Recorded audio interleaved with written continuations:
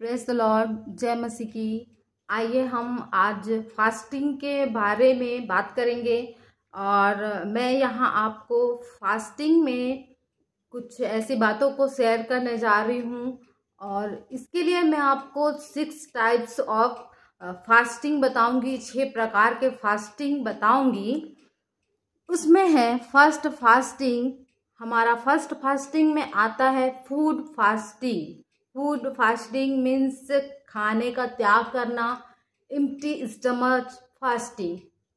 Second fasting है हमारा mouth fasting, यानी हमें अपने मुंह को कैसे फास्टिंग में रखना है। थर्ड आता है आई फास्टिंग। फोर्थ आता है ईयर फास्टिंग। उसके बाद फिफ्थ आता है हैंड फास्टिंग। उसके बाद सिक्स्थ आता है लेग फास्टिंग। तो आज हम फास्टिंग के बारे में जब हम बात करने जा रहे हैं तो सबसे पहले स्थान पर मैं रखूंगी, सबसे पहले जगह में आपको मैं एक्सप्लेन करूंगी फूड फास्टिंग के बारे में, जिसमें बाइबल में बहुत सारे जगहों में फास्टिंग के बारे में, उपवास के बारे में बताया गया है।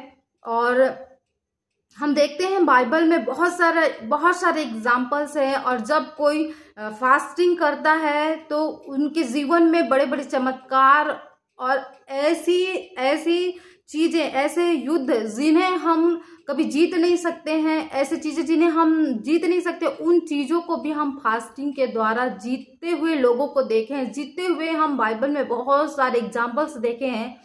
हम देखते हैं कि यीशु मसीह ने खुद फास्टिंग किया था, खुद उपवास किया था। हमें परमेश्वर यहाँ पर बहुत बड़े भेद को फास्टिंग के लिए रखा गया है, इसके लिए आप सबको भी पता है। तो आज हम इसके लिए हम बाइबल वर्स निकालेंगे। मत्ती रचित सुसमाचार उसका 9 अध्याय उसका 15 पद। मत्ती रचित सुसमाचार 9 का 15 में हम जाएंगे, जहाँ फास्टिंग के बारे में, उपवास के ऊपर में क्वेश्चन किया गया है, उपवास के ऊपर में प्रश्न किया गया है। यहाँ पर यीशु मसीह से कहा जा रहा है कि यूहन्ना के चेले और फरीसी लोग उपवास करते हैं, परंतु आपके चेले यानी यीशु मसीह के चेले क्यों नहीं उपवास करते हैं। तब यहाँ पर यीशु मसीह उनसे दृष्टांतों में बात करने लगे, भेद के साथ में बात करने लगे और कहने लगे कि जब तक दूल्हा बारातियों के साथ में है तब तक शौक करने की क्या जरूरत है। दैट मीन्स जब तक से यीशु मसीह उनके साथ है, जब तक यीशु मसीह अपने चेलों के साथ है, तब उन्हें फास्टिंग करने के लिए, उपवास करने की क्यों जरूरत है। यीशु मसीह यहाँ बस कहते हैं कि एक दिन आएगा, वो समय आएगा जब आपको उपवास करना पड़ेगा। यीशु मसीह ने ऐसा क्यों कहा मेरे प्रियो कि एक दिन आएगा, वो समय आएगा जब आपको उपवास करना पड़ेगा। हम यहाँ बस देखते हैं कि ये यीशु मसीह उस समय की बात कर रहे हैं जब यीशु मसीह मनुष्य के समान शरीर में होकर के वो परमेश्वर के राज्य का प्रसार करते हैं, परमेश्वर के राज्य, परमेश्वर के स्वर्गीय भेदों को बताते हैं। इस समय वो यीशु मसीह क्या थे, वो मनुष्य के समान शरीर में थे मेरे प्रियो, और ये बातों को वो कह रहे हैं। लेकिन वो क्या कह रहे हैं कि एक दिन समय आएगा जब मेरे चेलों को क्या करना पड़ेगा, उपवास करना पड़ेगा। हम इंसानों को उपवास करना पड़ेगा। वो समय आएगा जब हम इंसानों को उपवास करने की जरूरत पड़ेगी। यीशु मसीह ने ऐसा क्यों कहा, किस लिए कहा, आज हम यहाँ पर एक्सप्लेन करेंगे और इस बात को हम जानेंगे। मैं आपसे फिर से कह दूं कि उस समय यीशु मसीह शरीर में थे और कह रहे हैं कि अभी मैं अपने चेलों के साथ में हूं और एक समय आएगा जब मैं उनके साथ में नहीं रहूंगा, तब उनको उपवास करने की जरूरत पड़ेगी। यहाँ पर बात यह है कि जब हम फास्टिंग करते हैं तो हमारे साथ में क्या होता है।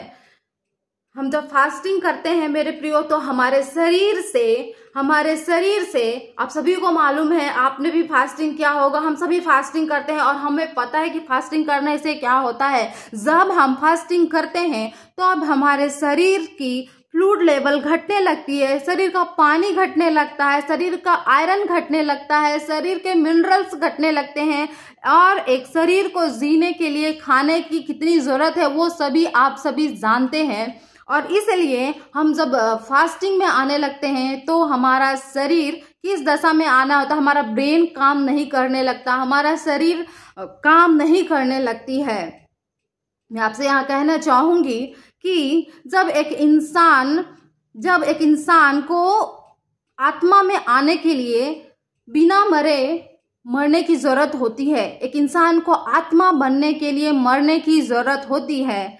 यहाँ तक कि अगर यीशु मसीह आत्मा है, वो पवित्र आत्मा है मेरे प्रियो, अगर हमें उससे बातें करने की ज़रूरत है कि हम उससे गहराई से बात करें, उससे स्पिरिचुअली तौर से बात करें या स्वर्गीय भेदों के साथ हम उससे बात करें, तो हमारे शरीर का मरने की ज़रूरत है। हमारे शरीर की मरने की ज़रूरत है, मतलब जब इंसान मरता है तब उसका शरीर क्या हो जाता है, आत्मा में कन्वर्ट हो जाता है। या तो उसका आत्मा या तो वो नरक में चले जाता है या फिर उसका आत्मा या तो स्वर्ग में चले जाता है।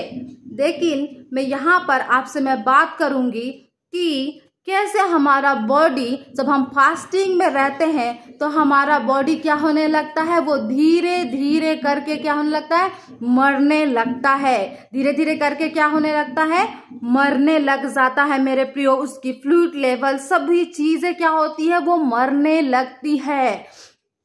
आप कभी हॉस्पिटल गए होंगे तो एक इंसान जो खा पी नहीं सकता है, जो खाना नहीं खा सकता, आप देखे होंगे जो इंसान बेड में पड़ा रहता है तब तो हॉस्पिटल में डॉक्टर्स क्या करते हैं, बोलते हैं कि इन्हें फ्लूइड दो, इनके मुंह से इनके नाक से क्या दो, फ्लूइड दो और इनको जिंदा रखो बोलते हैं मेरे प्रियो। क्यों? ताकि वो इंसान बॉडी में जीवित रहे। यहाँ पर मैं आपको बताना चाहूंगी कि जैसे जैसे हम फास्टिंग रखते हैं तो हमारे बॉडी का जो सामर्थ्य रहता है, बॉडी की शक्ति रहती है, वो कम पड़ने लगती है और हम बॉडी में मरने लगते हैं। और हमारी आत्मा जो है, हमारी स्पिरिट जो है वो क्या होती है, वो जीने लग जाती है, हमारी आत्मा जीने लग जाती है। और जैसे ही हम जितना अधिक उपवास करते हैं उतना अधिक हम आत्मा में आ जाते हैं और हम उतना अधिक स्वर्गीय बॉडी में आ जाते हैं। इसलिए हम जब फास्टिंग करते हैं तब हम बड़े बड़े युद्ध को जीत जाते हैं। बड़े बड़े चीजों को, जो काम हम कभी नहीं कर सकते, उन कामों को कर सकते हैं। इसलिए हमें फास्टिंग रखना जरूरी है। तो आइए हम आज कोशिश करें कि हम कितना अधिक अपने जीवन में फास्टिंग रहकर हम अपने जीवन को आत्मा में, हमारे बॉडी को आत्मा में कन्वर्ट करें और परमेश्वर से हम क्या कर सके, बातें कर सके। प्रभु इस वचन के द्वारा आप और हमें आशीष दे। इसके बाद हम नेक्स्ट टाइम में हम देखेंगे माउथ फास्टिंग के बारे में। आमीन। Praise the Lord.